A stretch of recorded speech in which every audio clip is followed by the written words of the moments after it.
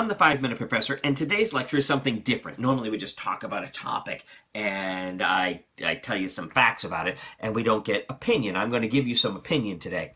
And it's a list, which is also uncommon for me. I don't normally do lists, and I know that there are people that do. This is in no way even a tribute to you. It just so happened that when I was thinking about this topic, I thought that there are 5 things that the Founding Fathers definitely got wrong.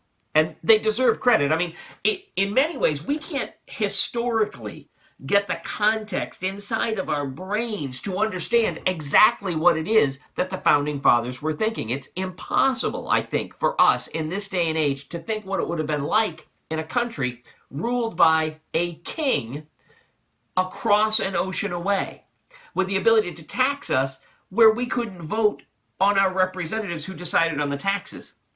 It is impossible, I think, for us to imagine a world where the government dictated what the state religion was.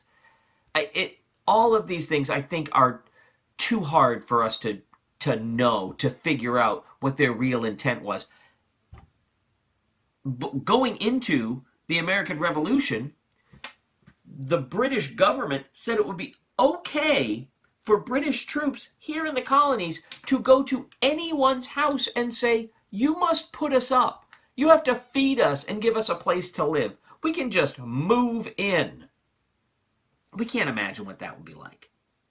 All right, there's some people in Texas that think that they can imagine what that would be like.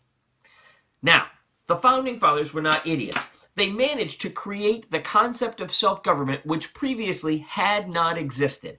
And they managed to avoid the French Revolution, which was the next major attempt at self-government. We had no reign of terror here, but they also came up with checks and balances. They came up with the concept of amendments, that if they wrote this Constitution, it did not need to be malleable. It was able to be changed. They did some things that were very good, but they did 5 things, which I think were, in retrospect, maybe not at the time, I'm going to go with wrong. They were just wrong. Number 1. Term limits. They didn't set term limits because they didn't think people would want to stay in public office forever, for their whole lives. They couldn't see a way that you could make enough money to make it worthwhile because the jobs were part-time. So they never came up with the idea that they would set term limits, that somebody could only be a senator for 2 terms or only be a representative for, I don't know, 3 terms, 4 terms. It was a shorter term of office, only 2 years. They never did that. So that's one thing they did wrong. They never thought of term limits, not even for the president. It just turns out that George Washington thought 8 years was plenty, and that established a tradition up until FDR, when eventually they had to make an amendment saying, no, 8 years really is enough. Number 2, they made the Supreme Court a position which you held for life. And that seems to me to be ridiculous. This is something which I've always thought of. We have Supreme Court justices in their 80s. When my grandfather was in his 80s, we didn't let him decide what we'd eat for lunch. Now, I understand these people are phenomenal, gifted jurists, but old people shouldn't be in charge. I mean, that's just not how it should be. So, really, instead of it making it a lifetime appointment, it just should have been a long term. But you're a judge, and you're a judge for 12 years, or 15 years, or 20 years. That makes a lot more sense to me than saying you're a judge forever, until you die. And then we could plan on when they needed to be replaced. It would make a lot more sense. Number 3, and this one is legitimately stupid. The vice president.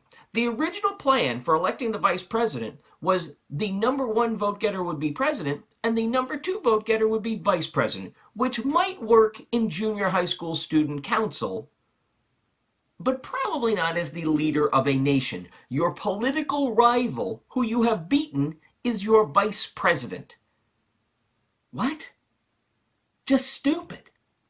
Almost as stupid, the Electoral College. Now, they didn't know how stupid it was going to turn out, so I'm willing to give them a little bit of leeway. But right now, the Electoral College is a stupid, antiquated, useless system which only benefits the Democrats and the Republicans who are in office.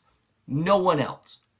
It does not benefit us in any way, and it does not create a system which allows for us to have the best candidate to run for office.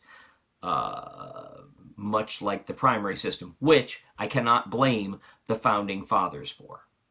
So that's something stupid which they didn't come up with. We came up with that all on our own. But the fifth, and easily the stupidest thing that the founding fathers came up with, which you need to remember is a stupid thing, the Three-Fifths Compromise. Yes, when the Constitution was written, slaves, African-American slaves, in the southern states, the slave states, were to be counted as 3/5 of a person. And before you start deciding who you should be angry about this, that was a compromise. Because in the southern states, they wanted the slaves counted as a whole person. Even though they couldn't vote, even though they were completely disenfranchised by the system, they wanted them counted as a whole person so that it would count towards representation. In the North, they didn't want them to count at all. Like cows wouldn't count, or any other property. That was the argument. Perceptum, quispium, damnitium. Learn something, damn it. I'm the 5-Minute Professor, and thank you very much for listening to today's lesson. If you have any comments at all, please put them in the comments section down below. And of course, like it and subscribe to the channel. But most important, if you liked it, if you commented, and if you subscribed, tell your friends. Perceptum, quispium, damnitium. Learn something, damn it.